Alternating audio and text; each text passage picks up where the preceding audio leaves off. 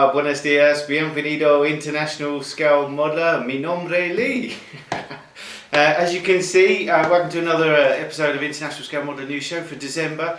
As you can see, I am now in Spain. My man cave is not set up, which is why we're outside on the terrace. It's a lovely sunny day. We had a storm this morning, but it's absolutely fantastic at the moment. Got to say, been here a couple of weeks now, absolutely living the dream. So, but we need to get this show out, so I couldn't hold it anymore. But let's have a look, see what we've got in this month's show. Coming up, we've got the ISM forum updates as normal, like including the GBs, the SiGs, the comps, the prizes.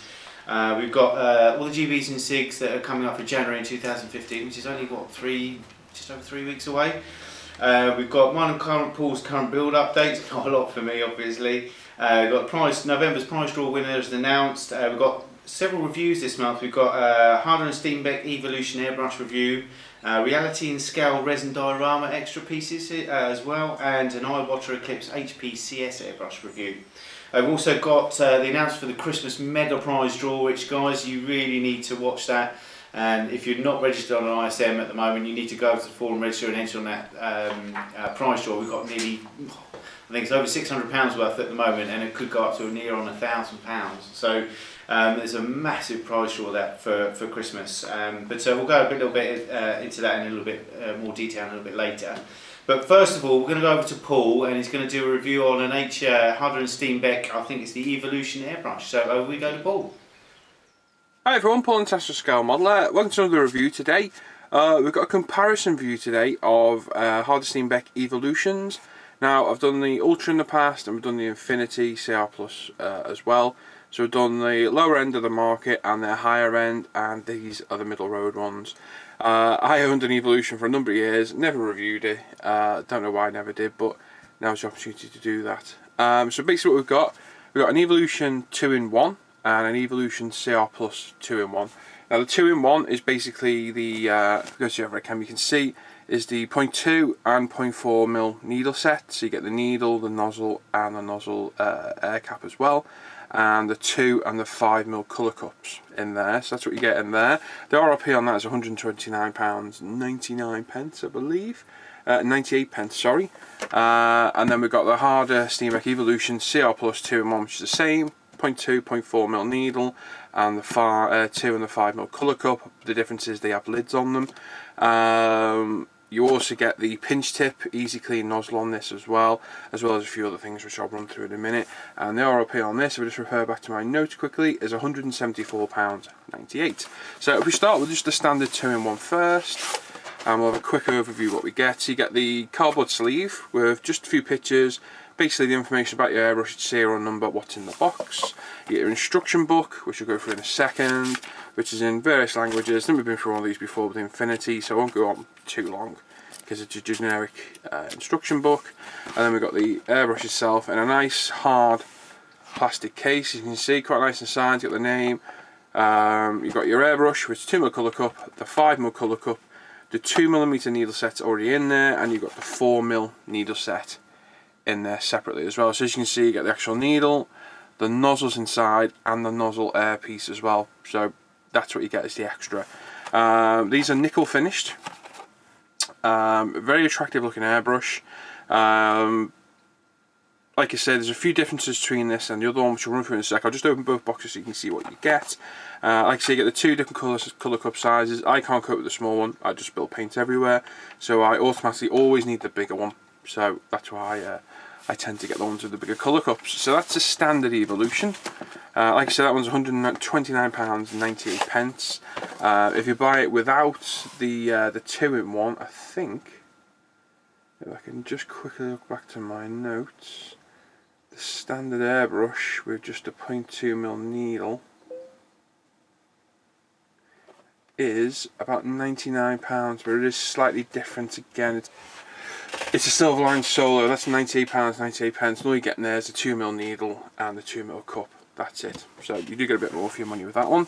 We've got the Evolution CR Plus. Again, same instruction book, same outer cardboard sleeve. It's a black case for this one. And the main difference is the finish is different. As you can see, it's chrome as opposed to nickel on this one. You get both colour cups. Again, as you can see, the difference is they get lids, which are not a luxury. I think you need them really, especially if you spill paint like I do. And you get the same needle sets. Now the difference is, and I'll go through them quickly. Again, I've got my notes next to me to make it easy. The difference over the Evolution CR Plus to the standard Evolution, this is nickel plated, this is triple chrome plated, I believe. So chrome's a lot more durable than nickel. Some people can have a nickel allergy, I do from time to time. The chrome plating's a lot harder wearing. My original Evolution was just a standard one, and over time it wore away under the edge of the needle chuck at the back and on the front, basically where skin had made contact with it. So over time it not necessarily will, but it more than likely will wear away. So the chrome plating's a lot more durable, and it's going to make the airbrush finish last a lot longer. You've got the standard needle seal in here, which is right in here. If you've ever taken it apart, it's a bit where the needle slides through. Single seal in there. These are triple sealed, so where there's one seal in there, there's 3 in here. So again, that adds to longevity, ease of use, and makes it a bit more reliable as well. You've got a screw on air cap on this, which is this piece at the end, as you can see. So just your standard piece. The thing with that is you can't backflow it unless you get one of Martin's handy little yellow covers to go over, and there's no way to wipe the needle either, more importantly. So that's a bit of a pain. On the CR Plus you get the pinch tip that was starts off at life on the Infinity. Beauty of that is you can get a bit of tissue in there and you can literally clean that needle tip so easy. You can also hold your finger over and backflow it as well to clean the airbrush through. Next thing, the rubber grip, which are these rubber O-rings in the centre. They've been replaced with a solid part.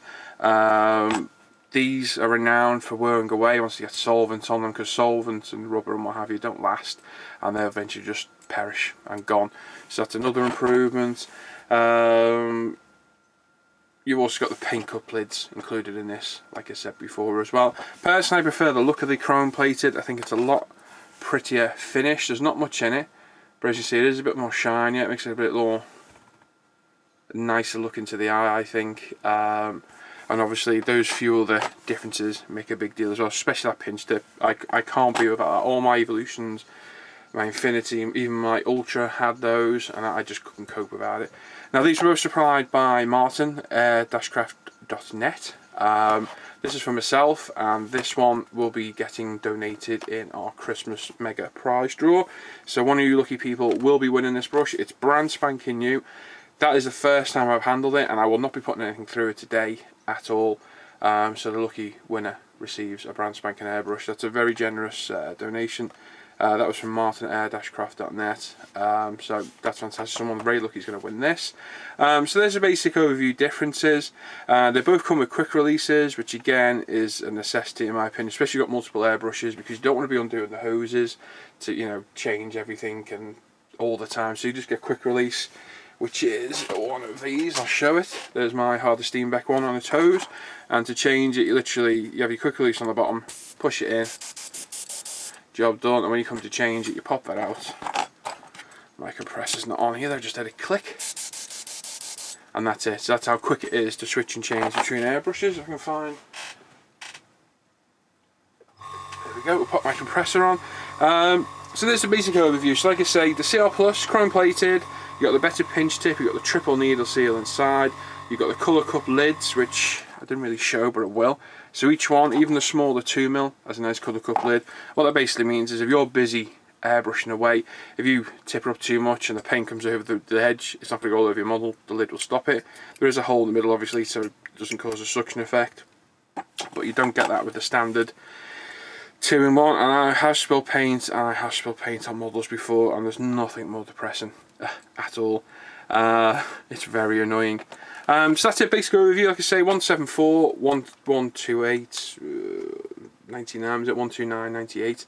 That's where it was. So there's a bit of a price difference in there, but I think alone that needle nozzle cap will cost you, I think that's an extra £20 of an option, and even the 4mm needle comes with it, because when you change needle size you have to replace all this front end. So you've got the needle nozzle inside, the cap, and this comes with the pinch tip on both of them as well. Colour cup lids, again an option that you can get, but they cost you, I can't remember what they are now. I bet it's around the £15 mark with both. The triple seal, inside. Again, you can upgrade, so you've already got one of these, you can upgrade it to triple seal, no problem. You can upgrade the pinch tip, you can upgrade the colour cups, sizes, and get the lids, but you can't upgrade the finish. It's either chrome or nickel, and that's about it. Now, the only difference between this and the CR Plus, so I just moved this one out of the way for a sec. Again, I'm reading back to my notes, is the Infinity has the trigger tension adjustment and the preset rear handle. So basically it's a red part. If I grab my Infinity, I'll show you. So it's basically this back. So that's the only real difference between the CR Plus Evolution and the CR Plus Infinity. So basically it's this back, and obviously you can adjust the tension on this, and you've got the needle stop button on the back, which only allows the needle to travel a preset distance, which has its uses. Don't tend to use it as much as I should, but to me the Infinity is a bit of a better looking airbrush. I love this thing. It's my favourite airbrush. I've had a multitude of Iwatas, all different airbrushes, and to me this really does the job it needs. The only thing I would like to try other than this is one of Iwata's higher end airbrushes, the custom CM, is it? They're about £360. I'd love to see how one of those compares against this. They're a lot of money though, but I would be interested to see how they compare to this, which is basically Harder Steenbeck's flagship airbrush as far as I'm concerned. But you know, you can pick them up for £165, so that's an absolute bargain to me. Now, 9 times out of 10, I'll use the 0.2mm needle, and that will do a multitude of jobs. I see people all the time on the internet saying, oh, primer won't go through 0.2mm, you can't base coat, you can't spray large aircraft, etc, etc. I'd have to disagree with that. I think you can. I prime all the time with AK, Vallejo primer, using just a 0.2mm needle, and never have any problems spraying the primer. Get a little bit of needle tip drying, but with that pinch tip you can easily clean that off in seconds, and that's about it. The only primer I've found you can't spray for a 0.2mm is the Badger Stylerise. I can't say the name properly. But that's a really thick primer, and actually recommends a 0.5mm needle, so there's no wonder you can't get it for a 0.2. As for not being able to spray larger models, I sprayed 132 Corsair, 132 F16 with ease with the 0.2mm needle. So they're fairly large aircraft, they're not the biggest. I've got a project coming up that's a 132 Trumpeter SU30, and that thing is like 2.5 foot long nearly. I probably will up the size to the 0.4mm needle on that, just for the coverage, because it is literally 2.5 foot long. It's huge, absolutely massive. But for 90% of the time, whether it's priming, base coating, detail painting, painting small parts of cockpits, individual parts, pre-shading, post-shading, paint effects, clear coating, anything. You watch any of my videos, you'll see me doing it with the 0.2mm needle. It will do the job fine. So the only time I tend to change to the 0.4 is when I'm using our Ultimate, and yeah, I'm going to plug them, the Ultimate washers, because I find they don't spray as cleanly through the 0.2mm. Put the 0.4 in, they spray great. So that's the only time I'll normally change it. But having the option to change is nice, and it's always there if you need it. Like I say, you're going to spray a larger aircraft, chuck it in, and you'll easily cover it. So that's about it really. What I'll probably do at a later date, I'll probably do a proper standalone review of this CR Plus, and we'll see it in action, see it getting sprayed. But like I said, I don't want to spray this one at all. That's the first time I've touched it today. I'm going to wipe it down now, put it back in its box, and it's going to go with the prize stash for one lucky person to win just before Christmas. Got to thank Martin again for supplying these, especially for giving that one away. Well, allowing me to give it away in the prize draw. Very generous. And that's it. Okay, set up a little test bed. I didn't go to the spray booth. I'm going to spray a little bit of paint. Nothing too drastic, so I'll do it without the extractor. I've got the CR Plus on the airline for my compressor. Got a little bit of Mr. Hobby Flat Red. And we'll just quickly spray it and see how she sprays, and just take you over a quick overview. Like I say, you've seen the spray before, because it's basically the CR Plus Infinity, which I did a test of, but we'll still show it today anyway. So like I say, Mr. Hobby Flat Red, brand new tin. So as you can see, nice empty colour cup. Probably spill this everywhere now going in. We'll pop a little bit in. Always wipe up any excess you get. Give the old thinner a little bit of a shake. You don't want it too thin. And we don't have a staring stick because they're over in the paint booth. So we'll use a micro brush instead. Just give it a good stir up, and then what I like to do is give it a good backflow, just to ensure that all the paint's got mixed up properly and that you've not got solid paint down the bottom. Like so. Always check that you pull through, pull back as hard as you possibly can, and then try and write your name as I normally do. And if you do that good enough, then you're normally fine. So like I said, it's the 0.2mm needle. Remove these. Oh, we knock everything over. Remove these out of the way. Excuse my makeshift spray booth. And we'll just put a base coat on. There's no primer on this, it's just bare plastic. So it's going to need nice thin coats to avoid it running here, there and everywhere. You really should be in the spray booth, and if not, you should have a respirator on. Sadly I can't do that because you won't be able to hear me talk. And all we're doing is building up that paint. Obviously it's a white background, so there's a few coats.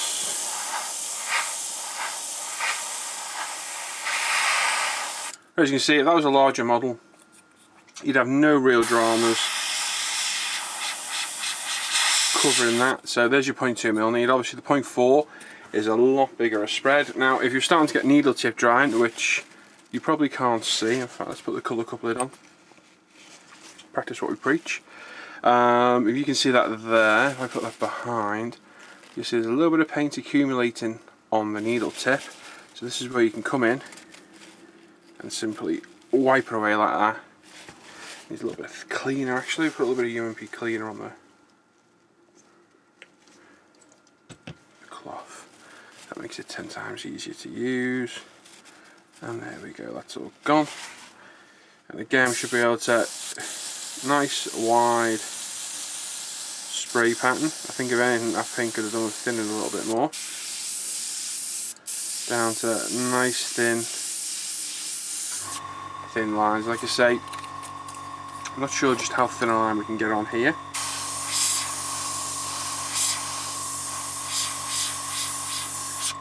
So there's your line for your basic pre-shading. That paint definitely is thinning a little bit. You can see the kind of nice thin lines this thing will do. To say the paint's not perfect, it needs thinning more.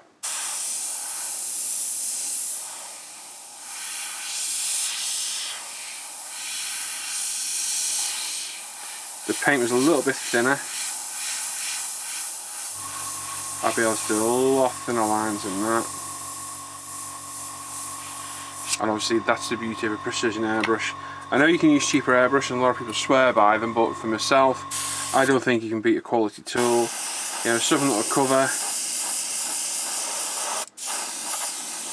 as good and as quick as that.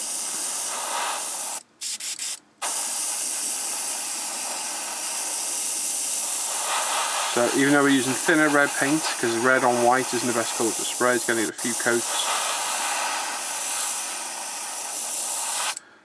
There's a lot of coverage down to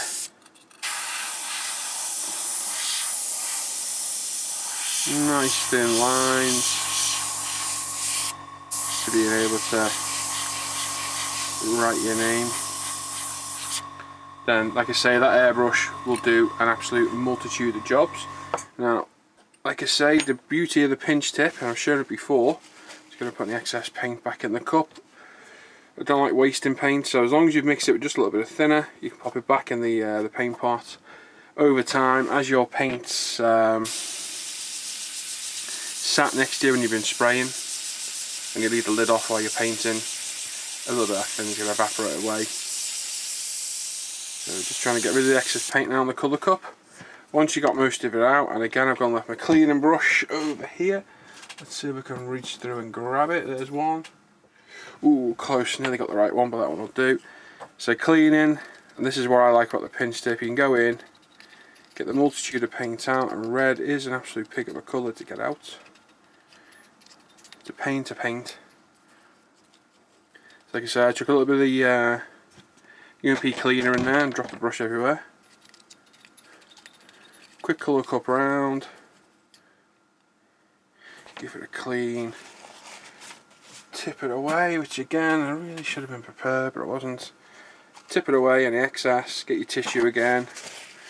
Wipe away, and again this is where the CR Plus longevity is going to come in, because you're getting paint, solvent all over that nickel finish. It is going to last a lot longer than the more delicate nickel finish. As you can see, just by doing that, we've got probably 80% of the paint out. Give that a quick go around in there, and then this is where the pinch tip comes into return. We put a little bit of cleaner in, a little bit of tissue over the pinch tip, cover the nozzle, we backflow it, and you'll see that colour's come back into the cleaner. So what you're doing there by backflowing, you're blowing air through the airbrush, through the needle nozzle, which has still got remnants of paint in, and back into the colour cup. So it's just a really quick, simple way of cleaning your airbrush. Now, like I say, Martin Aircraft does supply these little yellow plastic nozzle covers that do fit over the end to save you having to do that. Where I prefer the Speed and these of just doing a backflow. And even a colour as difficult as red, because red is quite a hard colour to get rid of. You can see now. Tip that away, and that is one spotlessly clean airbrush. And you'll find clean it like that will cut down on the amount of time you have to strip it down to clean it, because you get rid of all remnants of paint inside, and it'll just make it airbrushing a lot easier to do. So there's the CR Plus. Like I said, I don't want to spray the other one, the 2-in-1, because that's going to be a prize. So I want to leave that for somebody brand spanking new, because I haven't been paint sprayed with yet. But like I say, you can see the advantages over the CR Plus, because over time you're going to get everything over there, especially when I use cellulose, lacquer, all different types of paint. Every paint that you've seen on how much paint I've got on here, you'll know exactly how much I use.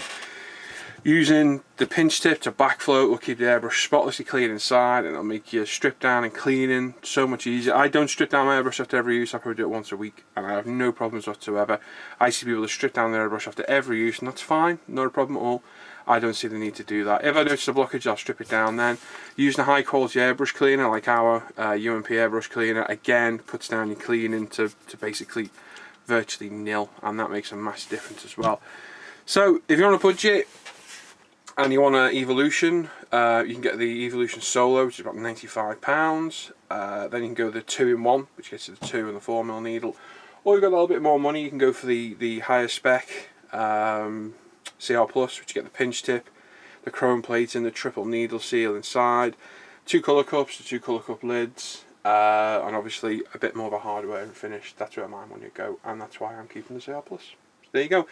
So there's no review of both the standard Evolution 2-in-1 and the CR Plus 2-in-1. Hope that's proved useful. If anyone's looking for a new airbrush, go and have a look at Martin's website at www.air-craft.net. Fantastic service from Martin. I use him all the time for all my airbrushing stuff. I've done for a number of years now, and I've never had a problem, never had a complaint. And just really can't fault Martin at all. He's a very nice guy. He'll answer all your questions. He'll help you pick the right airbrush, pick up the phone, speak to him, or email him, and I'm sure he'll always help you out. But there we go. So thanks for watching. Hope you liked the review, and I'll catch you guys later. Right, thanks for that review, Paul. You can see he's compared the 2 Evolutions there. Obviously the newer one's the nicer one, I think, so anyway, but well done, mate. So we're going to quickly go through the GBs and SiGs. Now, first of all, we've got 3 GBs ending at the end of this month. I think one of them goes on until the 9th of January, but the other 2 finish on the 31st. We've got the Shelf of Doom. Now, the Shelf of Doom was the last long-term GB that we're going to do. And that has only got 5 finishes so far. So I think there's not that many entries either. So if you have started something on the Shelf of Doom SiG, a long-term GB, and you haven't finished, get on and finish it, because you've got a really strong chance of getting a prize on that one. With only 5 finishes so far, I don't think there's that many entries. I think nearly everyone's got a chance of winning a prize on that one. So it's definitely worth finishing off if you started that. We've also got the Vietnam GB. Now I've still got my Meng, I did bring it with me, but I lost a couple of legs, so I'll have to do wheels up on it. But I'm hoping, I've got 3 weeks left to finish that. I'm hoping I'm going to have time to do that. Don't know, but we'll see. And we've got the 6 military wheels or more, which is ending at the end of December as well. And I'm looking forward to looking at that Vietnam and military wheel SiGs. There's some cracking builds in there, some great finishes already, and a lot more promised as well. So if you've got any entries in any of those, just remember you've got 3 weeks left to get them finished. So lots of time. It's raining. I bet it's cold in England. Not here, but I bet it's really cold in England. So plenty of time in the man cave. The only thing I'm not looking forward to is doing 3 reveal shows all at once. That is not going to be fun because it takes about a day to do a reveal show in total. So yeah, so I'm not looking forward to that, but I'm looking forward to seeing the finishes. Right, okay, so just to quickly run through what we've got starting in January. In January we've got 2 starting on the 1st. That's the Modern Armour SiG, which runs from the 1st of January to the 31st of March, at 3 months. And it's really simple SiG to kick off the year with. It's anything AFV from 1975 plus. So quite simple, very basic rules. No, it has to be in service and I think manufactured after that time. So you're quite open. There's 40 odd years there to work with. If you can't find anything in that period, then there's something wrong with you. But a very simple one. Don't ask him to bend the rules or anything because that is really, we've tried to make that open as possible for the first SiG. That's going to be sponsored by model S&M stuff. So thanks a lot for Sean for that, and we'll announce the prizes on the website just before the SiG starts. We've also got our first GB, which is the Rising Sun GB, which is proving to be, you know, the most popular voted for GB out of everything, and I'm looking forward to that, and I'm hoping I'm going to have time to enter something into that. I will have a little bit more time because January and February here, it's meant to be quite rainy and things like that, so I'm hoping I'm going to have time to do that, and to at least one this year. So again, it's a very simple rules on this. Anything Japanese from any area, whether it's air, sea or land, it doesn't matter. You can do dioramas, anything like that, figures. Very, very open GB. It just has to be Japanese and been in service in Japan at some point in time. So that's a really easy one. I'm looking forward to that. I think that's going to be a massive GB to kick off the year with. That will be sponsored by Models I Go. Excuse me. A nice coffee out here. And the prizes we'll announce obviously just before it goes up on the website. It opens. Also starting on the 1st of January, running to the 1st of April, I think it is, there's a Tiger 1 tank SiG. Now this is run by a couple of members. I think it's Devon and James Duval that are doing this, and this is in honour of our Lord Cohen. God, you haven't got to see the bald spot then. But I think everyone's in agreement. It's going to be a massive SiG, and it's basically Tiger 1s only because that's Mike's favourite tanks, and I think that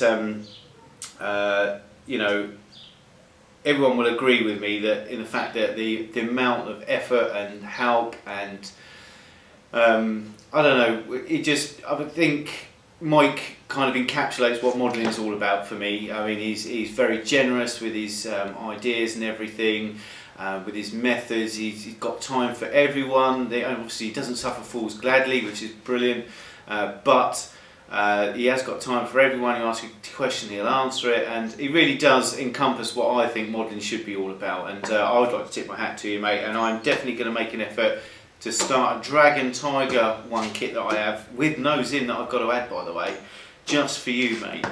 So I've bought some Zim to put on it and everything. So I am going to do that, and that is one SiG that I will finish this year. I swear by it. I'm going to finish it no matter what, because I really would like to take my hat off to Cohen. He's helped us on ISM so much, and everyone in the modelling community. I think there's no other guy that has any more respect than him. So well done, Mike, and well done to Devon and James for setting this SiG up. Excellent idea, guys, and we'll have a full site thing and everything. I don't know if there's going to be any prizes or not. I don't know if Devon or James are going to do any prizes. We might throw in a couple of UMP things, I think, just to be fair, so there'll be something there for someone. And that's about it really for everything that's starting in January. If you'd like to go on to the website, obviously just here you'll see, I haven't got used to my areas yet, but just about here.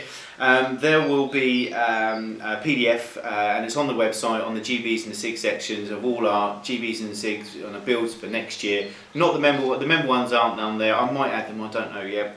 But if you want to have a look, see what's coming up and what's going on for 2015 on ISM, then that's the best place to go. And you can download that, pop it on the wall like a lot of people do. I do, just to know what's going on, what kits I want to buy and things like that. So So that's it for the GBs and SiGs for 2015 to start off with. We're going to go over to Paul again now, and he's going to do a review on some resin diorama extra kits and things like that, you know, like barrels and boxes and stuff like that, from a company called Reality and Scale, which tend to be, I think, probably the market leaders in this game. So over to Paul. Hi everyone, Paul from Iwata Scale Modeler. Another review for you today. Today I've got some products from Reality and Scale. They're a company based in, I think, the Netherlands. I had the pleasure of meeting at Scale Model World at Telford a few weeks back. I spent quite a lot of money with them, well over £100, got talking to them, and said I'd review their stuff for them basically.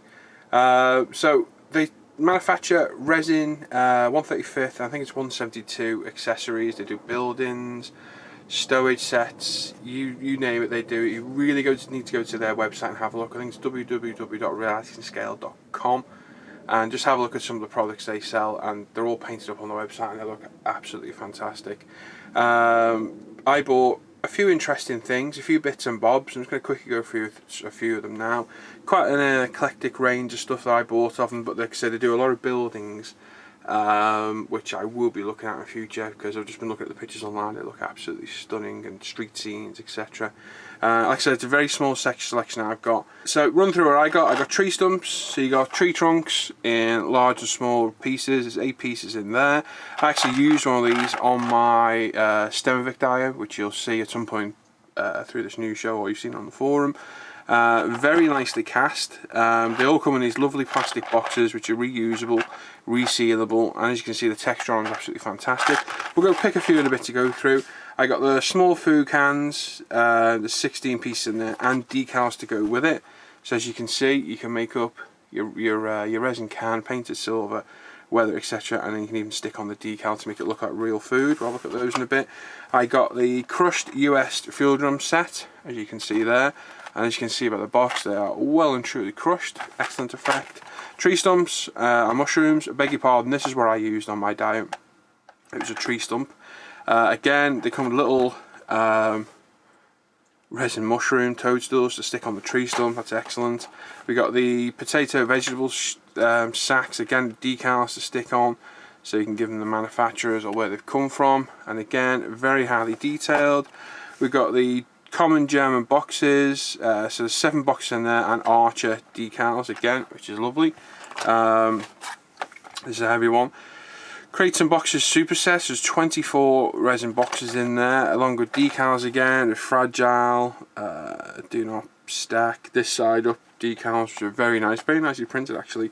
And the boxes again look absolutely stunning. We got the cardboard boxes, and again 12 decals in there. And again, there's some pretty damaged, there's decals on the back. You can see the crush boxes, etc. So absolutely brilliant. We've got the German equipment. I like this one. This is as though they're having not a picnic as such, but they're having something to eat on a cloth. And then there's an MG42, partly stripped down, being cleaned on a mat as well. And you can see them there. There's the MG42, ready to be cleaned. So again, lovely little base. I think the last one, yeah, is the unditching logs. These are great. So there's six unditching logs in there, all different types, a lot of wood effects, some quite smooth, one with rope wrap around it. You get a length of chain and a length of rope in there, and on the side of any tank, Shermans, anything like that, they're going to look absolutely fantastic, really good. So like I said, they come in these plastic boxes. What I'll do, I'll move them out of the way. We'll pick, ooh, what should we pick? We'll have a look at those, the unditching logs, so look at those bottles, and look at the tin cans. I'm not going to go through them all because we'll be there all day, but I need to say they're all finely made, really well cast, absolutely beautiful. So the unditching logs, I plan to stick one of these on my Sherman, Tasker Sherman on the side. I know a few people have bought these recently, and like I say, very high quality resin, very high quality castings. Like I say, you got a nice low rope, bit of string, a little bit of chain, and the likes of this one. Already got the detail built in, so not much you need to do is I cut or I clean the ends up, paint your wood effect, paint your rope effect. You see, nicely textured. The rope effect is absolutely beautiful. That's a real nice effect on that one. Then you got a slightly different type, which is a bit more of a a bobbly tree type, as you can see. So once you paint those up and weather them, they're going to give really nice wood effects. That one's got like a split in it there. Really well cast. The surface texture is absolutely beautiful, and they will look absolutely stunning on any dia piece, vehicle, whatever you choose to put on them. Like I said, the damage already depicted in there, so they're just going to look absolutely stunning. That's very similar to the other one before, a bit more bobbly, and the surface detail on there is going to hold the wash beautifully. They're just going to look absolutely stunning. And last but not least, again, on all different types. So they're all different types of logs, and none of them are the same, so that's a nice touch. A little length of string, which is really nicely scaled in my opinion. That's a nice little bit of string, and a nice piece of chain as well. So you can have it chained around, you can have them tied on, whichever way you want to do it, but a lovely little effect there. It's a really nice little set. We go to the bigger one. Like I say, you get these nice plastic boxes, which are a little bit of a pain to open up. Can figure out how on earth we do it. It's often easier said than done. There we go, got it in the end anyway. Breaking everything. They are easy to get in when you know how. You're not, mauling it like a daft oaf. Decals are alright, quite good quality. They're not cartograph detail quality obviously, but they still depict what they're going to show. What they're going to lay down, like, I don't know, but they're going to look good on the side of them. There's little instructions about using the decals, which again is nice. And like I say, you've got a multitude of boxes there, so you've got the actual boxes themselves. You've also got the lids separate, which is a very nice touch, so you could put stuff in there if you wanted. So likes of that, look how well cast that is, that is absolutely beautiful. So there's your bottom of your box, you've got the lid there, several tiny little boxes, again another different shaped one.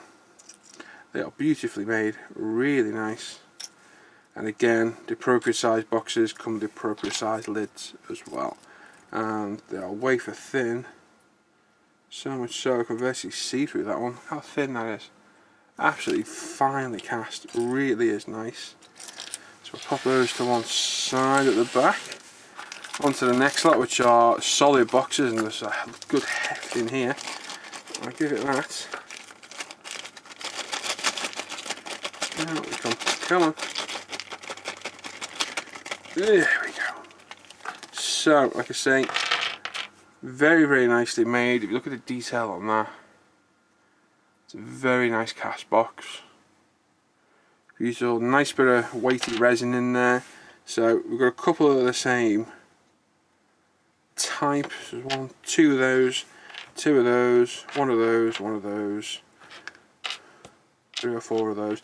So you got several different types in there as well, all ranging from different sizes, different textures. So whether they're going to give different effects, obviously that's the bottom, so there's your top. And it's a nice flat one, which I think is depicted, yeah, basically I think you're getting them depicted, yeah, open and closed at the same type. So the first lot we looked at, they're the open, and then you got this lot which is the closed. Obviously there's more the closed, but the detail on them is absolutely superb. Well impressed by those, they're beautifully made. I'm just going to pop them all back in, and I'll sort them all out in a little bit.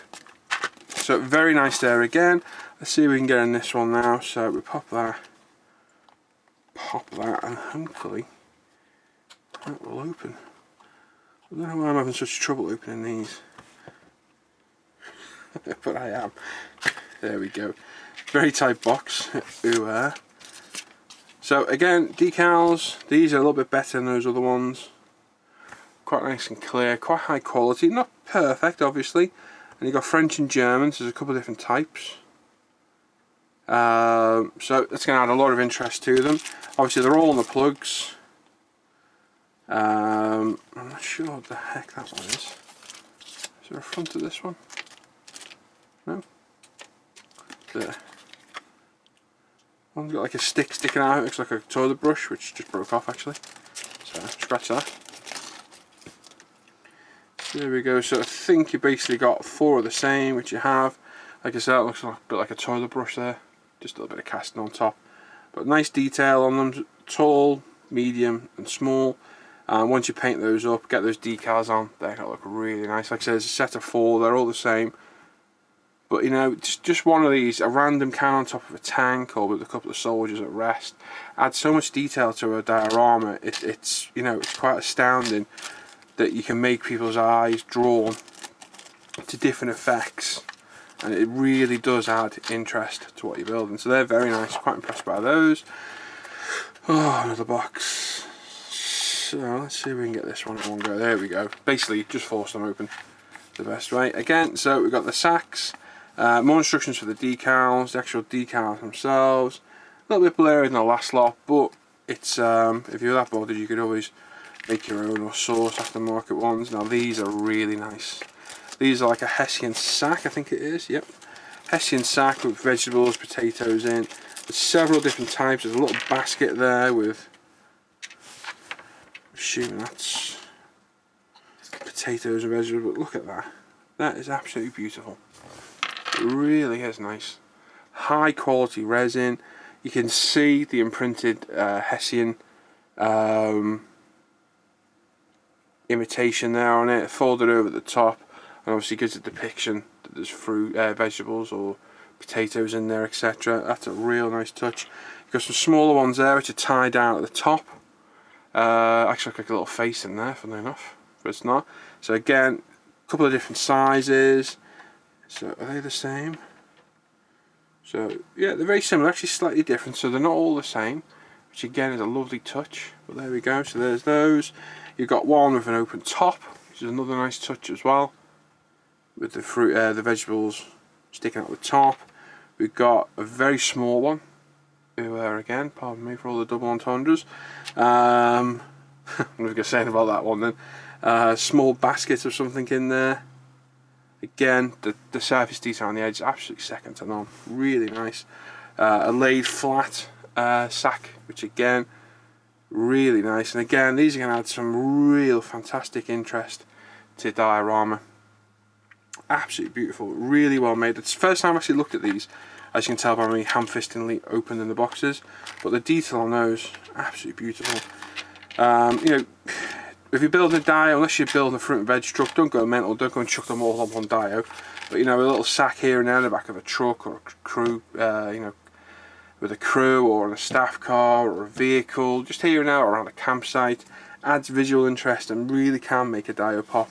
And like I say, go and have a look at their website because there's so much stuff. I could have spent hundreds and hundreds of pounds on their stall at Telford, and I think I spent about 140 quid in the end with them, something like that. It was a silly amount of money on the day, but I'd gone that day looking for resin extras and I got them. So if you're looking for anything extra to add interest to your dios, be it tree stumps, barrels, crates, cardboard boxes, you know, this one is really interesting. You can see that one there.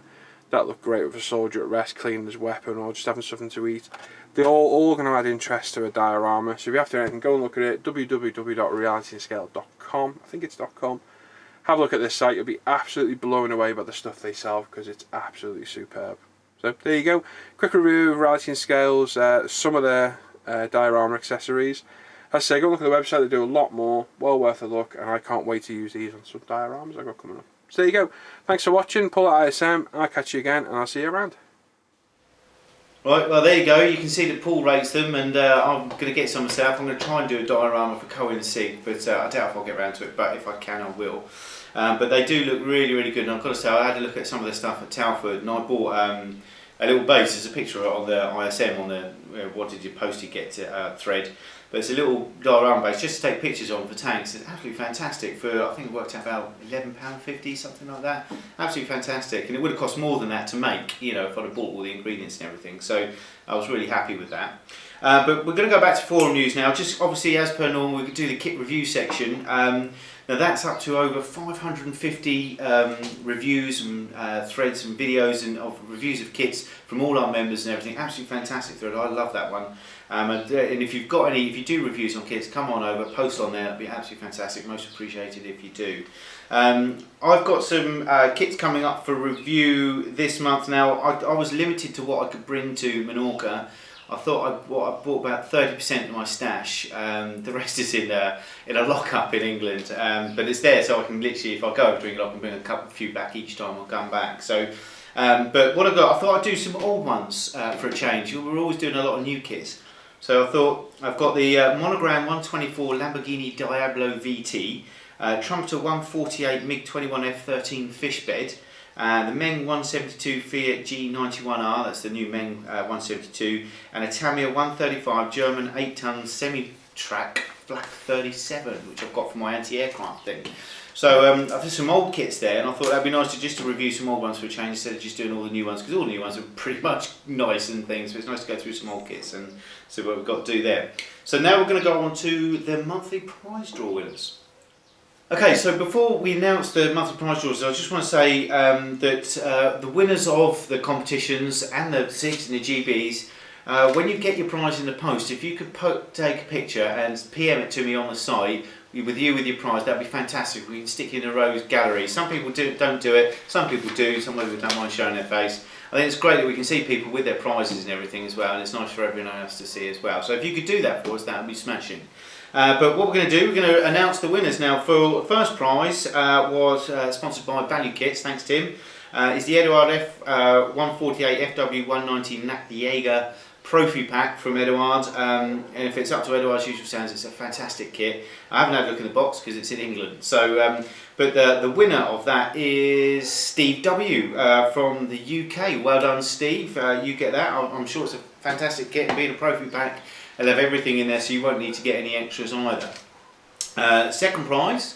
The second prize is obviously for a bottle of UMP Ultimate Modern Products Thinner and Cleaner. Best in the world. We can uphold that claim, and we'll stand by that as well. And the winner of the Thinner and Cleaner is Northern Swede. That is from Sweden, and for the life of me, I can't remember his name right now. And I know we talk on the, he's on the Google Hangouts and things like that. I'm sorry, mate. I'm just totally, so much going on at the moment. I've totally forgotten your name. I do apologise. Well done. You've won the UMP Thinner and Cleaner. Both you guys, if you could PM me your names and addresses on the site, we'll get these out to you ASAP. That would be fantastic, and well done.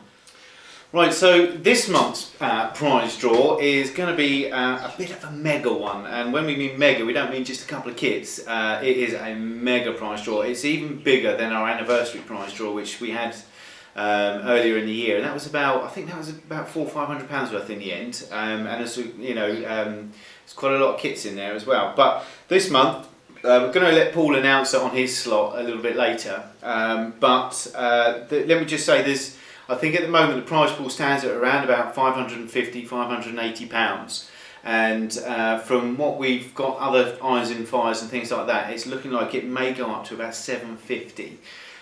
Maybe even more than that. It depends on what else we get and whether people you know, uphold their promises and that to us. But it's a fantastic prize draw, lots of kits, and not just kits as well, lots of extras and different things that, you know, us modders would appreciate, I think. We'll let I'm going to announce the winner on Christmas Day in the evening, so you can get all your family presents out of the way and then see if you've won this fantastic modelling prize.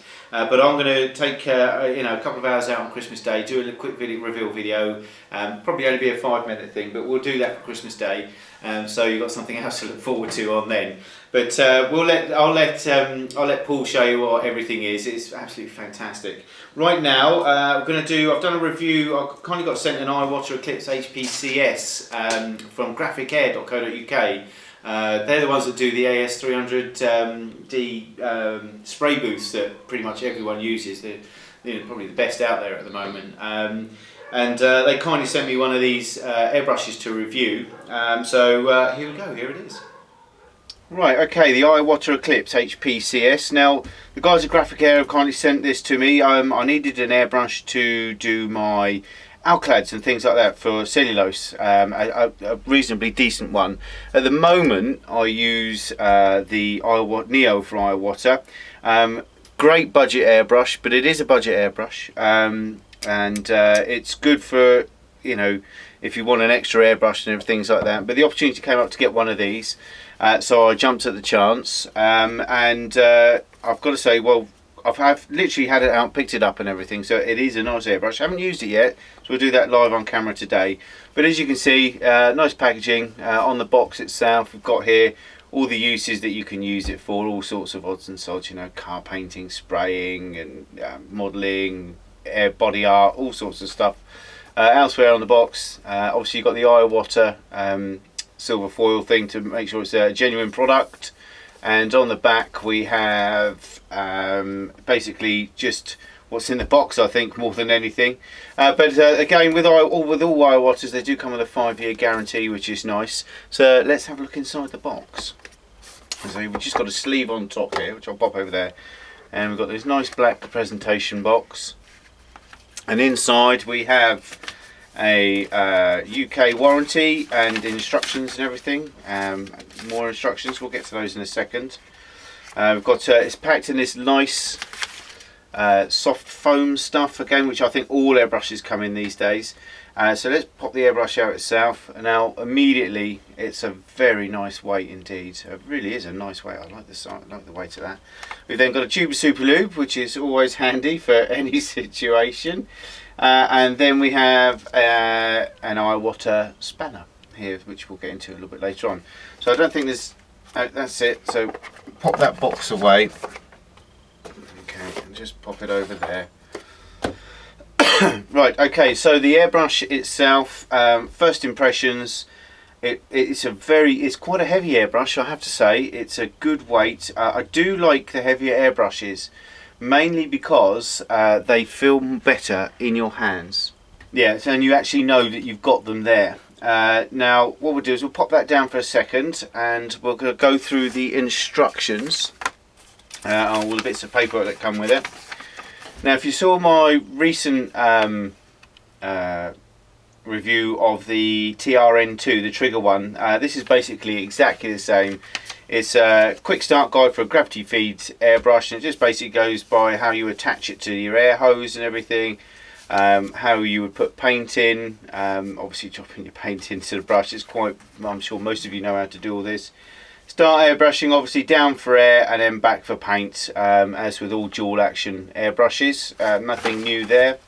It tells you about how to clean it and everything. Obviously, best cleaner on the market is our ultimate airbrush cleaner. You won't get any better than that. It then tells you how to do the preset and cutaway handles and things like that with the chucking kit. And this one doesn't come with a Mac valve, so that's no point knowing any of that. And then you've got some numbers for Iwata around the world and everything. Quite a few countries there, apart from England. Oh no, there you go. There you go. So quite a few countries there. Okay, so that is the airbrush guide. You then come on to. We've then got the operating instructions. Now, again, airbrushing, if you've used one airbrush, you've pretty much used them all in regards to dual action. They all work the same. They don't work any different. It just depends on the quality and how well they flow and everything. But basically, it just goes through here how air pressure, paint preparation, operating your airbrush, obviously down for air, back for paint. The start is the golden rule of operation, which is we had someone on the forum that has kept having paint splattering, and this is air on first, air off last. It's really, really important that you use that method. So it's down for air, push back for paint, push back and then up, and always do that, and you'll never get any splattering on your paint. So we had a guy on the forum recently that had that problem, and that's exactly what it was. Obviously, you know, they've got some tips for spraying fine lines and things like this. Cleaning your airbrush, procedures for cleaning. It's basically telling you how to take the needle part off the front and everything. Cleaning needles and needle caps, and another procedure for cleaning picks 4 and 5, which is your needle and looks like your housing and things like that. Yeah, the needle housing. Maintenance and troubleshooting. Always good, and it's black on the back, so it gives you a good idea. So there's a few instructions there, not overly so, but there is the basics there if you are new to airbrushing. We've then got the UK warranty on Iwata airbrushes. Now this is a 5-year guarantee, which is excellent, and it says here you've got to obviously send off for your warranty, so you just fill that in, which I will be doing very soon. Send it off, and there's your 5-year warranty. So if anything happens to the airbrush, if the trigger breaks or anything like that, then it's usually covered. As you can see, it's as long as it's not subject to negligence or misuse, you're fine. So very nice indeed. Well done, Iwata. So the airbrush itself, as you can see, it's a very nice airbrush indeed. It's got this writing engraved on it along here, the Iwata Eclipse HPCS, and on the other side you've got an Iwata, which is obviously the name of the guy who owns the company. Now, what I can't relay to you is the really nice weight of this. Now, I like a heavy airbrush. I don't like light airbrushes. I've got a Harder & Steenbeck Infinity CR+. Now, this is my weapon of choice for extremely fine stuff, I've got to say. This is heavier, and I do like the fact that this is heavier, just because it just gives you that nice feeling in the hands. You know that there's something there. Anyway, that's just personal preference. Some people like them light, I'm sure. Comes with a nice tight-fitting cap as well.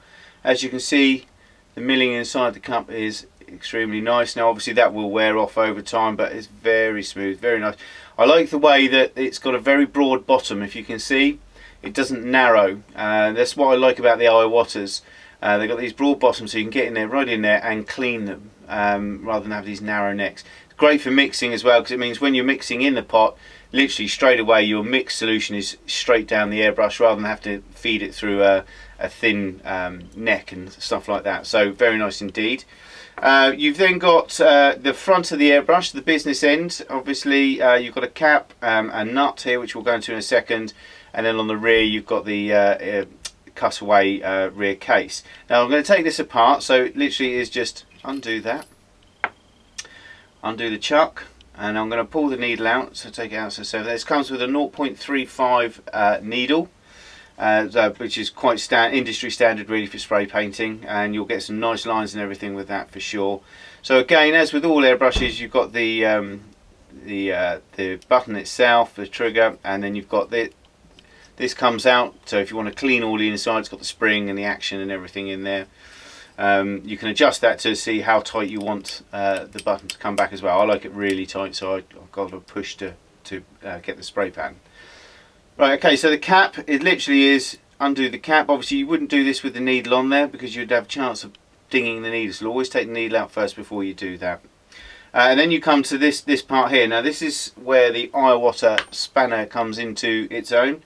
This is literally, it's just ever so light, never over tighten stuff on an airbrush. As you can see, it's got the seal there. Okay, and we've got this needle housing here. Now this is all very nice indeed, no problems with that. Now as you can see, this will sometimes get dirty in here. Now you've got the nozzle right here. Now what you don't get in the kit, which is a bit strange, is one of these. Now this came with my Neo. Now this is a nozzle spanner. I do believe that Iwata do actually do a thing that comes over the top as well, but you don't get one of these in the kit, and that just goes on there literally, and then you can undo the nozzle. So you will need one of those as well if you want to clean your nozzle, which doesn't come in the kit, which is very strange indeed. So, but if you've got other airbrushes, then you will have one of those. If not, if this will be your only airbrush that you first when you purchase, you need to get one of these tiny nozzle spanners as well. That comes with, you can see it has like a PFT lining on there, ever so small in red. Let's see if that'll focus. There you go.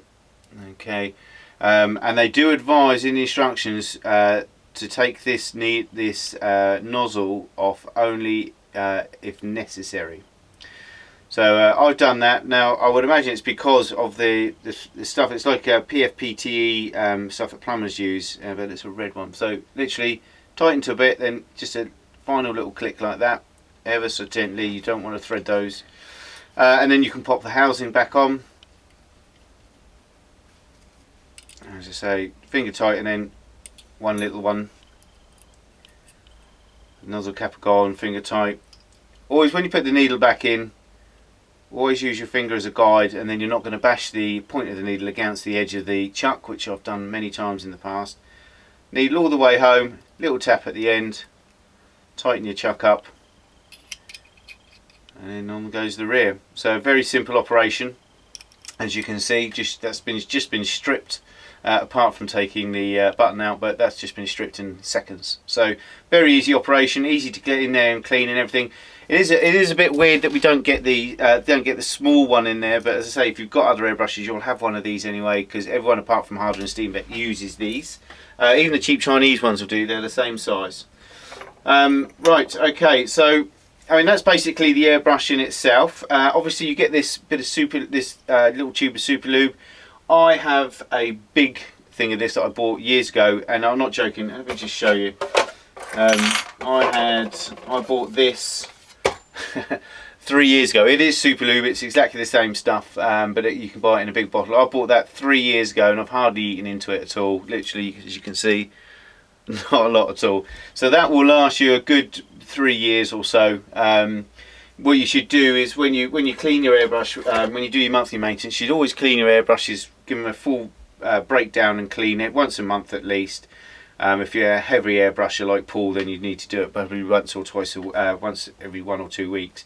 But the moving parts, things like your triggers and things like that, always just pop a little bit of super lube in there, and it just keeps everything moving nice and gently and everything. So I will obviously put that all the way through before I start using the airbrush.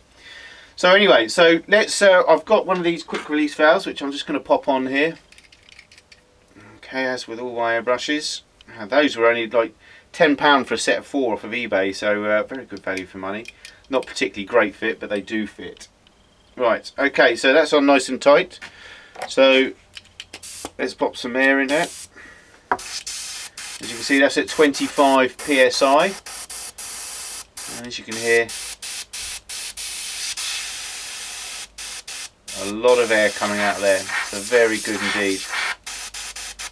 In fact, I think that's just over. I'm just going to drop that a little bit. That's better. Right, okay, so that's the airbrush on. What I'm going to do is I'm going to mix up some paint for you very quickly. Okay, so I'm going to use some Guns flat black. Okay, so this will be a 50-50 mix, and we'll give you an idea on how it sprays. Okay, so whenever you're doing any mixing at all, obviously Ultimate Airbrush Thinner, best in the world at the moment, and that is not an unvalid claim. If you want some thinner, this is guaranteed to work with every single acrylic modeller's paint known out there. So if you want a thinner, that's the stuff to go. umpretail.com, go get some. Right, okay, so it's going to be 50-50 mix with the paint. So as you can see, dropped a fine button. I like this wide bottom, very nice indeed. And 50-50 paint mix, so there we go. Okay, I'm going to pop the cap back on, otherwise I will spill it, as I always do. Right, then I'll just give it a quick twizzle with these Guns paint stirrers. Very handy indeed. Right, so you get the consistency of milk, as you can see there. That's excellent. As I say, I'm spraying at 22 to 25 psi. Right, okay, so let's just see. It's the first time I've used this, so it'll be interesting to see. Right, so you can get some nice wide stuff, as you can see. Comes out very smooth indeed. So let's see if we can get some fine lines going on here.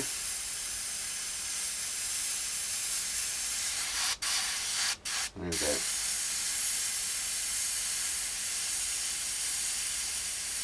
So as I say, this is a 0.35 needle.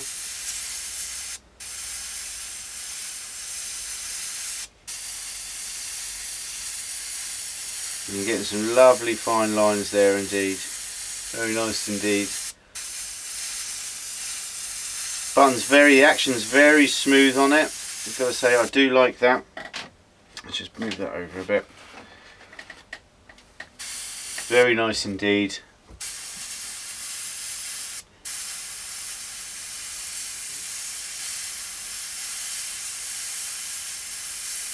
So if you're pre-shading, as you can see, it's going to come out very nice. You get some lovely lines on it.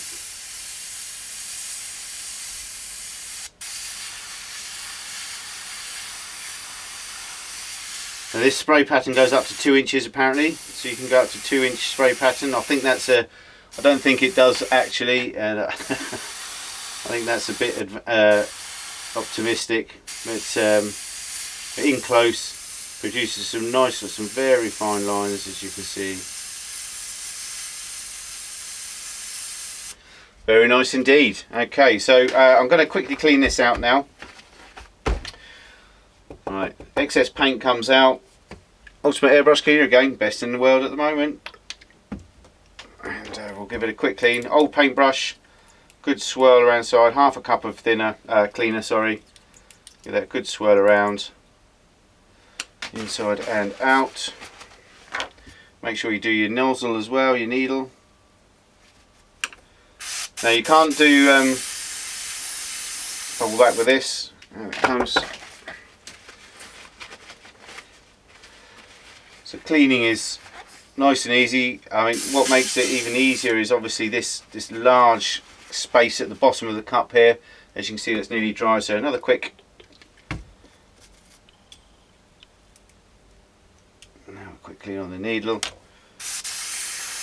Get that through.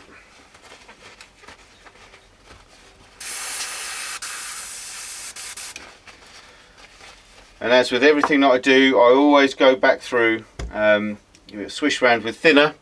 If you use the thinner, that's what leaves the residue in your cup. So if you're doing paint changes and things like that, you don't want to go straight from the cleaner to the new paint. Always put the thinner in, because the cleaner is much more aggressive and it will react with your paint. So there you go, that comes out nice and clean. So there we go, one clean airbrush. So thoughts. Well, I do like that. I think it's a very nice airbrush to use. I've got to say that it does feel really nice in the hand. I do like a bit of weight. The action is very smooth indeed. There's no jerkers, and obviously I haven't even lubed this up yet either. So once it's lubed, it'll be even smoother than it is now. But a very nice airbrush. It's got a 0.35 needle. You can get a 0.5 as well with that. I think you can't go any lower. There's no kits for going lower than that, which is the only drawback, I would say. I think really you need to be able to have the option to have a 0.2 on there as well, just so you can have some really fine work. But apart from that, it's a very nice. I think the cup itself's 9 millilitres, so it's a good sized cup. You can get a lot in there, and it's easy. Obviously, it's all easy to clean inside. And again, another thing, it doesn't have this little spanner for the small nozzle there, which is a bit strange. But it does have a drop-in self-centering nozzle for ease of assembly, which is the big part inside. So, but overall, I think the guys at graphicair.co.uk, I believe, they've got a special on this at the moment. It's, I think, RRP is about £150, but they've got it. They're down to £120 at the moment. So they're really good value for money. I think it's actually a higher than mid-range airbrush, but it's actually down in the mid-range airbrush prices at the moment. So if you're thinking on an airbrush, that's a good all-rounder. I think that will do everything. It will do your base coats, your clear coats, it will do fine lines, and it will do all your little pre-shading and things like that. Obviously, if you're not a modeler and you do like maybe body art or painting or anything like that, again, because of the size cup in there, you're going to get a good amount of paint in there and everything as well. So good for all functions, good multi-use airbrush, and a recommend from me. I do like the weight of that, I've got to say. It does feel nice in the hand. But that is the Iwata Eclipse HPCS, and I think that's definitely a recommend. Thanks a lot, until next time, take care, bye bye. Well, as you can see, I was quite impressed with that. It's a lovely airbrush, very smooth action, and I've got to say that the way I love the fact that it's a little bit heavier than most. I do like that weight in my hands. It just feels like you've got something there. Very easy to use, easy to clean up. I did make a bit of a boo-boo on the video about the nozzle. You don't need to take the small nozzle out because it's a free-floating full cap, which is what the big spanner's for, so you just have to take that large bit off, not the little bit. So, and the reamer will still get in there quite fine. I've tried it and everything, so that's my bad. But apart from that, absolutely fantastic airbrush, and definitely worth a go for your mid-range. I think Graphicair have got it on special offer at the moment, about 50 quid off or something. Absolutely fantastic airbrush. So if you want one, go to graphicair.co.uk and see what they've got to offer. Right, we're just going to quickly go and have a look. Well, we're going to go to my build section. As I've said, I haven't done anything, well, probably for a couple of months now with the move to Menorca and everything. What I can do is I'll show you the current state of my man cave. and as you can see, it's not particularly brilliant at the moment. I've literally started that yesterday. I've got all the managed to finding a shop like B&Q or something like that on Menorca is not easy. There's one shop and I managed to find it yesterday, so I managed to get all the wood and the tools to do it because I couldn't bring all my tools over. So I've had to start my tool collection again, which is a bit of a shame. But as you can see, it's got some work to do, but I hopefully should get it done by middle of next week and get all the shelving up and stuff like that. So it will resemble a man cave again, which is fantastic. I can't wait to get and do some modelling, to be honest with you. I'm itching to get back into it. Obviously, I just want to I'll show you a couple of photos of our gaff here at the moment. As you can see, it's really nice. I absolutely love it. I've got to say, living in Menorca, I've only been here 2 weeks. I don't think I'll ever come back to the UK. The people are fantastic, the island's fantastic, the locals are fantastic, and the way of life is just so much more chilled than the rat race in England. I'm fed up with the rat race, so absolutely love it. So there you go. I'm not showing off or anything, I'm just saying how much I actually love this place. So we rent this. We're going to try for a year, you know, try before you buy, but hopefully we'll be staying near the wife and son. The son's enjoying his school, he's absolutely loving it at the moment. Which is, you couldn't ask for more really. So it's the only thing we were really worried about is whether Josh would settle in, but he doesn't know jot Spanish, but they don't really talk Spanish here. It's Catalan, which is even harder than Spanish. So, but they learn Spanish and Catalan at school, so he's got to learn 2 new languages. But he's settling in well. The kids love him, he loves them, and they play all the time. And you've got kids coming around here, he goes around there already. So it's couldn't ask for more. So we're really happy about that, really chuffed about that. The only bit of bad news we had was I drove down with a lot of all the electronic gear and things like that. I didn't want to send it, and I brought my dog down with me, Rocco, absolutely fantastic fella, my best friend, you know. And unfortunately he died the day I got here because he went to the vets to have a fit to travel thing, and the vet said yeah he's fine, not a problem. I told the vet that we're doing a 2-day boat journey, then a drive across Spain, then another 10-hour boat journey at the end of that, and he said yeah he's fine, he's checked them all out and everything. Anyway, by the time we got off the ferry he was really ill, couldn't stand. I drove from Bilbao across to Barcelona, which was, it took about 7-8 hours drive, and it got progressively worse. And when I got to Barcelona ferry port, we had to call vets out, come and meet us in the ferry port, and she said he's got a really bad heart problem, gave him some drugs so he could make the crossing over to Menorca. It was either that or that to cart him off to Barcelona, and we wouldn't see him for a week, and I just didn't want that for him. He'd be absolutely lost on his own somewhere. So the people on the ferry over to Menorca, they've got to stay in kennels. They let us stay in an open area up on the deck because the ferry was really empty, so they were absolutely fantastic. They're bringing in food and water all night. They're absolutely brilliant. And we got to Menorca, talking to the vets, and later that night he died of a heart attack. But it's all down to the ineptitude of our vet in England, who said he was fit to travel when the vet here said he's had this heart problem for a couple of years. It's got progressively worse, and it was just the stress of the boat journey tipped him over the edge. So obviously we had all the guilt feelings that went with it and everything. And in the end, it's the vet's fault for saying he's fit to travel when he wasn't. I told him exactly what we were doing, and the vet said that if she'd checked properly, he could have heard through a stethoscope that his heart wasn't proper. So that was a bad start. And then yesterday, our cat, we let the cats out for the first time yesterday because they're all spayed and neutered, so they won't go far. But our neighbour next door's got a burro, sorry, they call it burro, and a donkey, and cat just ran up to it and the donkey kicked it. Oh my god! And we didn't see it, and the neighbour saw it, but he thought it was one of the stray cats that were around here. Didn't say anything. We put some leaflets through doors because he didn't come in that night, and he knocked on our door and said, he's over here. And we got him. She was been out all night, bedraggled. There'd been a storm during the night as well, so she, bless her. So we took her to the vets. We thought she'd had broken legs or something because she couldn't walk. But luckily, after some X-rays and that, it was it looks like it's all muscle damage and things like that, which is a small blessing. So she's curled up at the moment, sedated and feeling sorry for herself. But at least my wife's not. She was a bit distraught, obviously, with losing Rocco as well. So we've had a bit of a tough time. I've got a little speedboat, and pulled that all the way down as well on the boat and everything. And as soon as I got onto the island, the axle snapped on that, and I was just, it's been one of those. It's been a real drama. You couldn't write this stuff, But hopefully, fingers crossed now. Touching lots of wood. We're going to be okay. We're all settled and things are starting to get into a normal pattern of life now. So apart from that, everything's great. It's fantastic here. I think we will get another dog. I think you need to. Smashing place for a dog, and it's a shame about Rocco. He would have loved this place, but there you go. So that's my happy and bad news and what's happening at the moment. But we're going to go to see Paul's bench now, and as normal, Paul has been absolutely prolific. I think he's got tons to show you, and hopefully next month I will have something at least. But over to Paul. Thanks, Lee. Right, welcome to my second to the news show. First of all, behind me, we'll go through this lot. This is the prize haul so far for the ISM Christmas Mega Prize Draw. To win all this lot, which I'll go through in a minute, you simply go to the forum, click on the Mega Prize Draw thread, which is already 15-16 pages long, 160 entries already.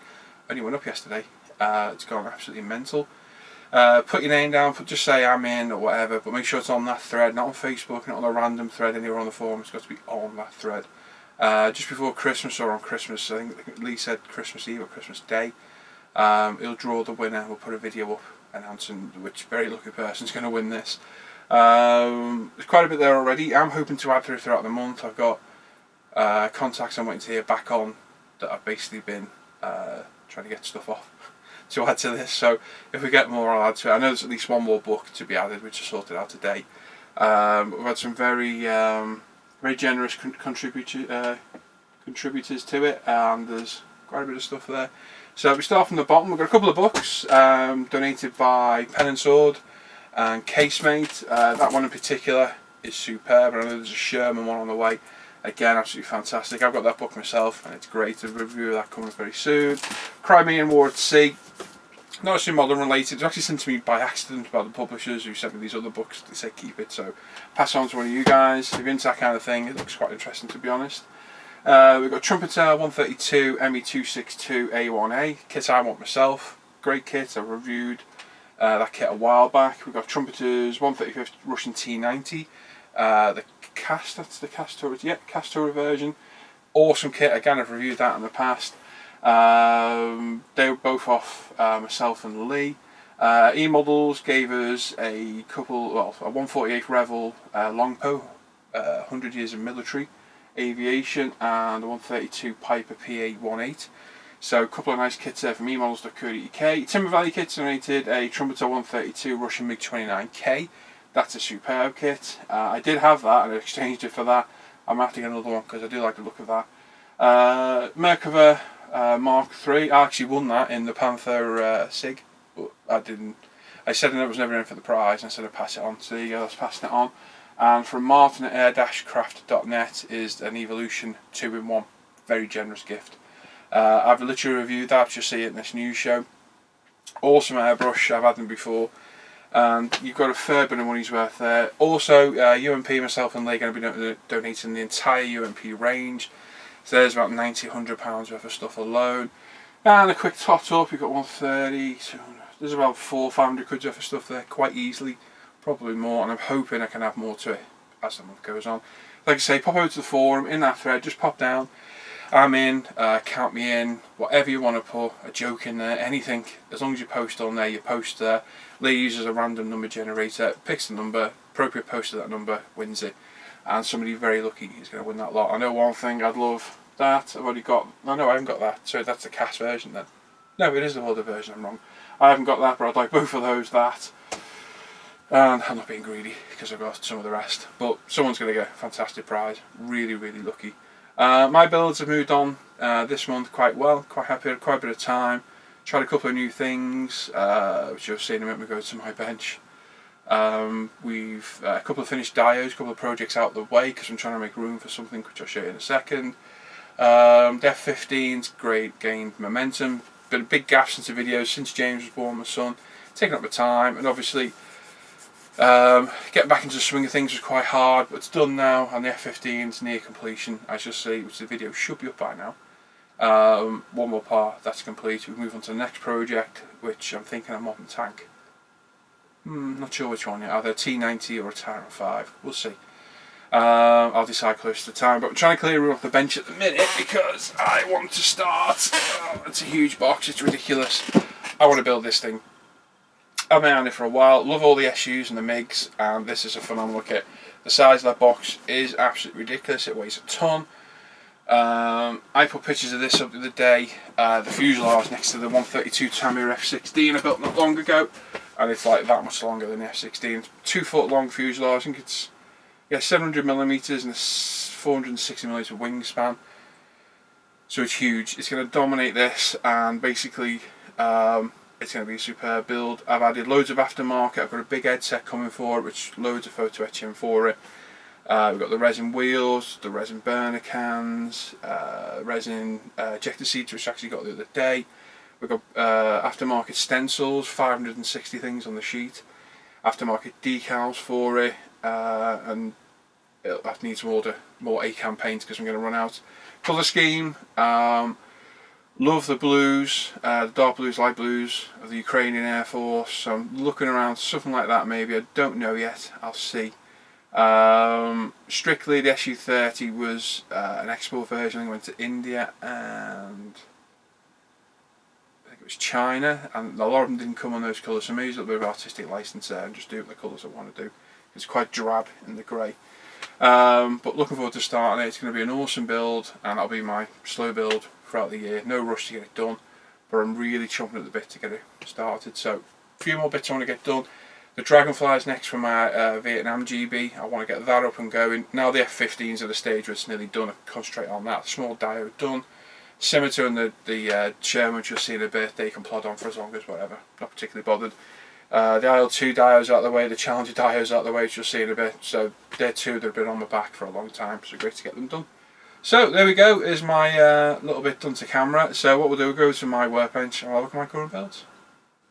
Okay, so my builds progress this month, I can't remember where I was at last time at all, completely forgotten. So I'll just go through where they're at now, and if I go over where I did last month, then I'm sorry, I can't help it. First of all, you've seen a few pictures of this, and the video, because I'm filming this a few days ahead of the new show, should hopefully be up pretty soon as well. It should be up before you see this, to be honest, I hope. It's the Great Wall Hobby F15. This has really gained momentum now over the past week or so. There's been a big gap between the last video, one thing and another, with my son arriving, myself and Lee being busy, Lee moving away, various other things. It's taken a while to get another video out, but it's done now. This is the stage it's at now. So all the paintwork's been done. I changed the way it had been painted. I changed the top camo colour to the actual proper FS colour using a light colour paint. Paint effects were added. It was then clear coated with gloss clear. Given a UMP dark wash, which worked beautifully on all those panels and rivets, as you can see. We've got the it was then decaled, sorry, before the wash, obviously. Clear coated the wash taken off, clear coated again, but with a matte, using AK's matte varnish. Canopy was unmasked. Everything's looking great, absolutely superb. So well happy with that. Still got the landing bays to weather. The heat shield at the back needs to do something with, and I've also got the burner cans, which were done with Mr. Hobby Dark Iron buffable paint, and they came out really well. Again, a little bit of effect needs doing to those as well, but I'll figure something out on that, exactly what I want to do. But more than happy with the way it looks. It's turned out really well. It's been a very enjoyable build. Just over the last 4 months I've got a bit stalled, where I should have gained momentum. But literally the video part has just gone up. There'll be a shorter video next time, and she's all done. I'll be back with a new project in the new year, which I'm thinking armour. Not 100% sure which yet. I've got plenty in the stash. Not that much modern armour, but looking at the stash, I'm thinking either Trumpeter's T90 with a cast turret, or Tamiya's Tyran 5, both new kits. I've got full tracks of both of them, so they should look well, I hope. I'm just not 100% convinced which one yet. I'll decide and figure it out. But there you go. So this is a Great Wall Hobby F15. Like I say, on Master Canopy, nice and clear. See right in there. I'm not sure I'm going to have this, whether it's going to be up or down yet. We'll see. But I'll decide nearer the time. I'm just going to turn around and put it safely out of the way behind me. Next up, not much has been done to this, but this is the next thing I'm going to get back to. All I've done is tidied up the white on the bottom of the camouflage, and that white drastically needs weathering. I think I need to tidy it up a little bit with the green on the side. Just did the day, but I haven't painted or touched this in a while. There's a few areas that just need touching up again where the white's got a little bit too prominent. The camo's great. Reason this got stalled because this is basically at the same stage the F15 was at, so I've got to do it all again for this with the pro shading, not post shading. Yeah, sorry, the panel fading, the bleaching, the post shading, all the paint effects. So it gets a bit monotonous doing it together, so I like to lead and give a bit of a break, but that's basically where that's at. That's Trumpeter's 148 Dragonfly. This is for the Vietnam group build and ISM. Hoping to do this with a couple of figures I've got. Got a couple of Aries figures. I might just do it on a small base on its own. A couple of figures, and away we go. I did originally plan to do it with the Sky Raider, but don't think I'll have time, and it'd be quite a big dial because that Sky Raider's huge on 48th. But that's where that's at. I think it's pretty much at where it was last time, but obviously I've tightened up the white camo in places. That needs touching up with the original camo colour as well. So that can go just there. Couple more things. Again, I can't remember where I was at last month. I think I'd started them, but I've got no idea where it was at. So we'll pull them to one side and we'll have a little looky see. So what we've got there is we've got the tracks for it. They're the tracks for the Sherman. Just your rubber band. So we've got Tasker's Sherman Jumbo, which is a beautiful kit. All been painted. It's been clear coated, decaled. We've detail painted all the parts, all the tools. As you can see there, been painted, the wood effects, the steel effects, painted the rubber road wheels, the MG, all the decals put on, pre-damaged decals which look absolutely superb, and this is clear coated for the next step. I think I clear coated it again. I'll probably put another clear coat on just in case. I think I did. But we need to get some chipping down, filters, paint effects, etc. So that's a beautiful kit, really nice. This thing on its own, the 50 cal that comes with it, is a beautiful kit in its own right, absolutely stunning, and this is going to look rather smart on the back. I've got a couple of crew figures up there, should have grabbed them, I forgot. Picked up from Telford, but that thing's going to look absolutely superb. A little bit of Black Dog, I think it's Black Dog, I think it was. Stowage, which will replace this storage thing at the back. As you can see, it's got a bit of gear on there. I probably had a bit more gear here and there elsewhere. But these are no project for any group build, they're just little builds of mine. So these can just, you know, totter along at their own pace. I'm in no particular rush whatsoever to get these done. What else have we got? We've got the Scimitar. AFE Club Scimitar, which is a beautiful little kit. Which, as you can see, I'm doing this in UN markings. They're all painted up. She's been clear coated, decaled. Thank you very much, Andy, for the UN sticker, decal rather. I screwed up the original one, put it in the wrong place, tried to take it off. Had a spare one, so I had to ruin it, had to break. So I was a decal down. Andy Simpson very kindly sent me one, but he sent me a whole sheet actually for free through the post. I've got the ends on a little bit wonky, but well, who cares? But it's a nice little kit, it's been a good little build. I just did this as a filler. Nice metal barrel in the kit, like I say, it's been detail painted, the tools picked out, the mud guards, smoke discharges, wing mirrors, etc. So again, the next step on this is weathering. So those two are at the same stage there. Obviously different ways of weathering on these, definitely different ways, with this one being white and with the Sherman being olive green, it's different. All the road wheels are painted up, they're ready to go. I've got crew for this, and although they're in Iraqi, what's the word I'm looking for? Fatigues. I can still I cam them up DPM, and they'll live in this thing. There's a bit of extra gear in there that won't get used. There's identification panels and a few other bits and bobs, but like I say, they won't be used with this. But the figures are definitely used. They're quite nice. I got these from Telford as well, along with about 500,000 other figures.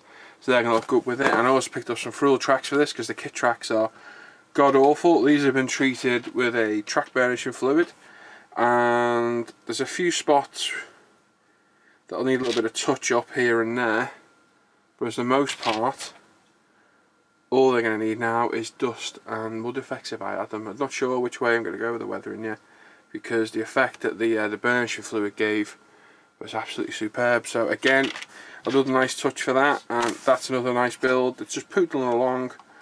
More than happy for it to go at its own pace. I'm in no rush for these, but that was an enjoyable little build. I built that on a hangout. You probably, if you watch the hangout, you might actually witness me making that. But again, cracking little build, so I'm just going to pop that out of the way. Next up, I've got 2 completed builds behind me, dios, which I'll show you in a minute. You might have seen them on Facebook. The other thing as well, and I'm a total novice at this, so please don't laugh at it. Fancied, well, I've been enjoying my figure paint a lot more and more lately, so looking around at different things, seeing all these Warhammer things. I've got loads of the Citadel paints I bought. I've got the full range of the Scale 75 paints now for figures, all in the really awesome funky colours, and I've wanted to paint these for quite some time. Not interested in the gaming side of it at all, really not interested, but love the way these things look. And you know, I do a lot of hangouts, I do one actually every night, and I've not always got something to do. If something to paint, then I feel a bit ignorant going over to spray booth over there. I don't paint here, so I can't chat and paint. It kind of negates the reason for the hangout for me, to bugger off. So to sit and have something to paint by hand while I'm chatting away is great, and that's what I wanted these for. This is my first ever attempt at Warhammer, so if it's rubbish, which obviously to me I think it looks alright. I followed a few YouTube guys, which I know I get thanked quite a lot for my videos on YouTube, but like a lot of people say, they are very handy. I followed a few people on YouTube, follow their ways. This is the brush painted way. Following, oh, what was his name? Apathetic Fish, something like that it was. I think that was his name. I followed his method. It's not completed yet. I just got all the colours down. Still need to have a wash. A few bits and bobs here, and his blaster, wherever they're called, I can't remember the name now. Bolt gun is it or something?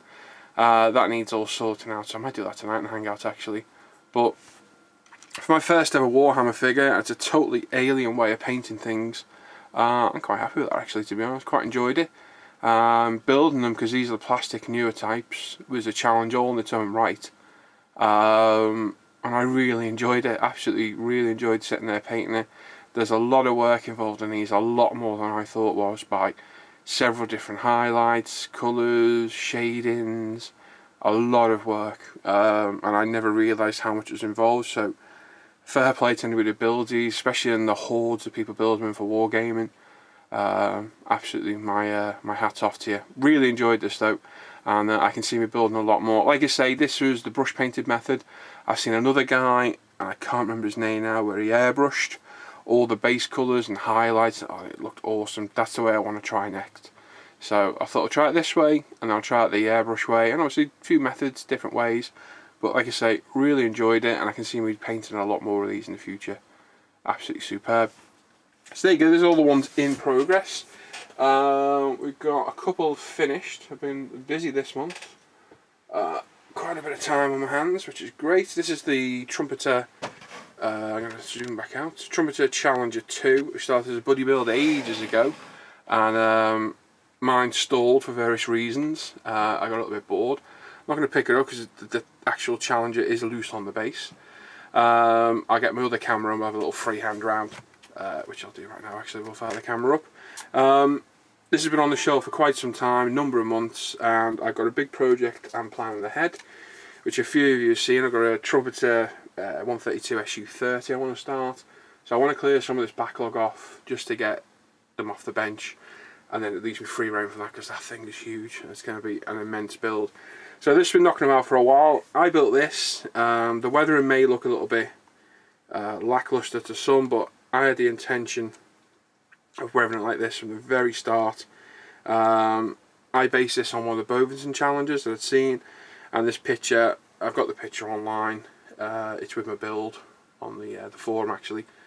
It's not an exact replica, but it's very, very close. So very simple dio base, very simple weathering, literally dust, because the I'm just going to start recording on this camera.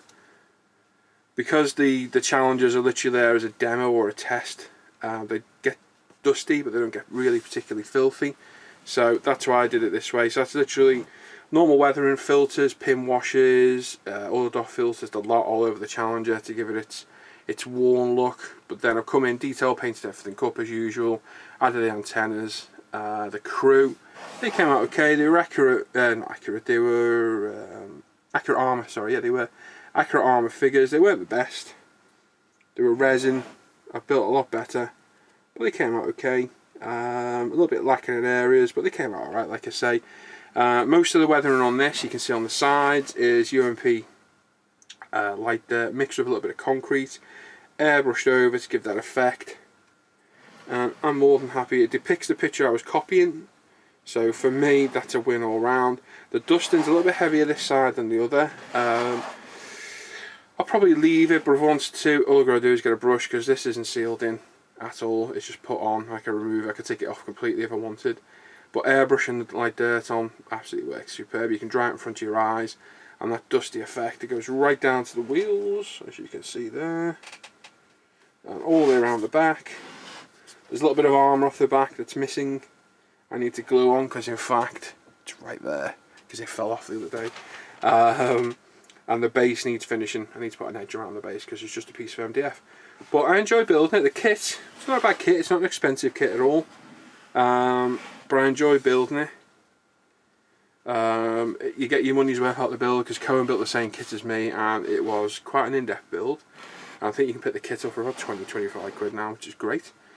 But like I say, for me, I enjoyed it. Very simple base, basically depicted in the picture.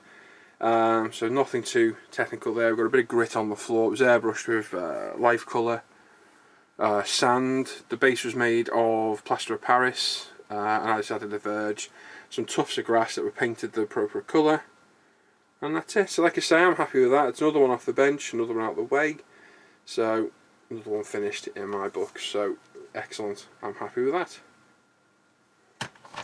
So we'll move that one out of the way. I hate picking dios up because I always feel like I'm going to drop them. Like I say, the vehicle isn't secured, and neither is this one. And there's a lot of time and effort in this one. Now, this was my entry to Cohen, Mike's Curse GB. He started a number of months back. I never finished, well, I never even started the dio, but I did finish this Steenbeck IL2. Left it as it was, and I thought, right, now I want to build a dio, so this is what I'm going to do. So we've got an IL2 Tamiya 148 that I did separately. Beautiful kit, over the moon how that thing came out, absolutely love it to bits. We've got the Tamiya 148 Russian cargo truck, a load of actually real wooden crates from RB Productions, I think it was. Some Tamiya 148 barrels, Tamiya jerry cans, some Aries figures.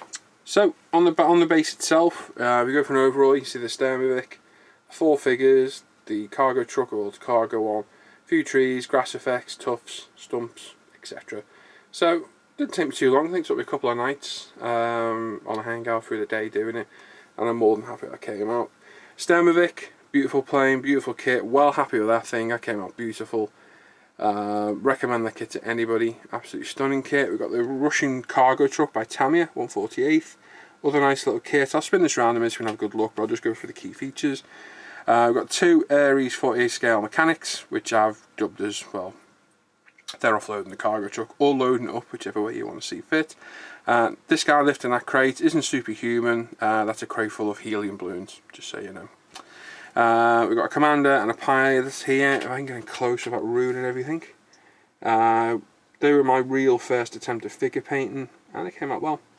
Quite happy with it. The leather jacket on the commander came out really nice, so I'm more than happy with that. Absolutely superb.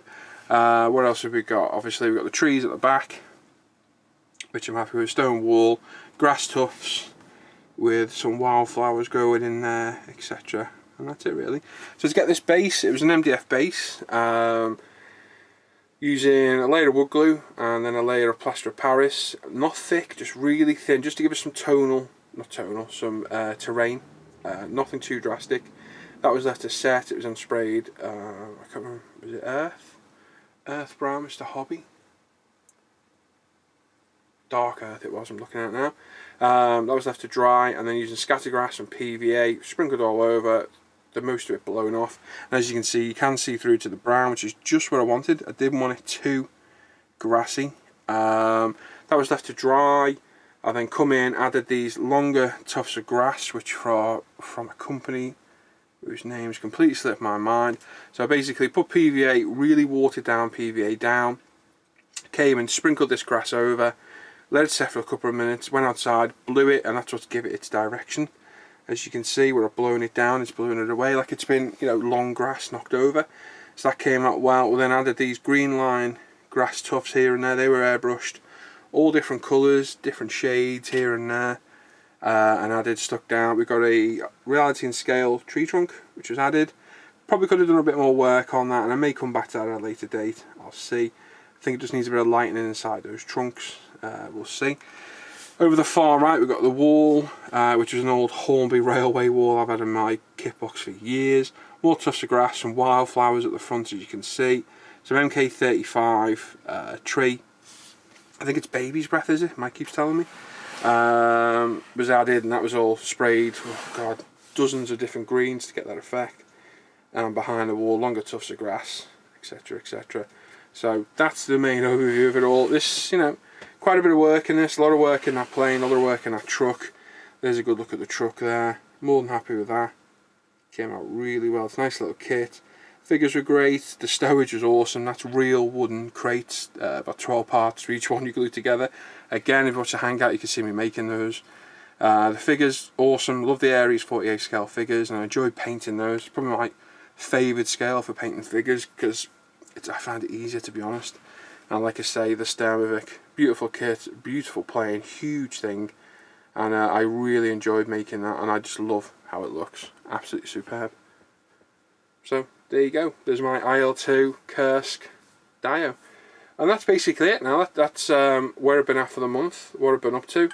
I'll just turn that camera off over there. So definitely been busy, and hoping I'll be back next month with even more, and more finished, and maybe more started as well. So there you go. So I'll take you back to Lee. Thanks for watching, and I'll catch you next time. Right, well there you go. That's it for this week. Thank you, Paul. As you can see, he's been absolutely full of work. He's had loads to do, obviously. I know the weather's been really crap in England. So what I would like to know is, obviously I'm filming this here. I'm going to see what it's like when my man cave's finished, but it's quite, it's not going to be an easy room to film in, just because of the shape and everything, as you saw from the pictures. And if you guys don't mind it like this, I wouldn't mind doing a show out here in future. Just sit out here, it's much more comfortable and relaxed and everything. But let me know what you think on the forum or on the YouTube comments. That would be fantastic. But we've gone to the bit of the show now where we're just going to say thank you to all our sponsors.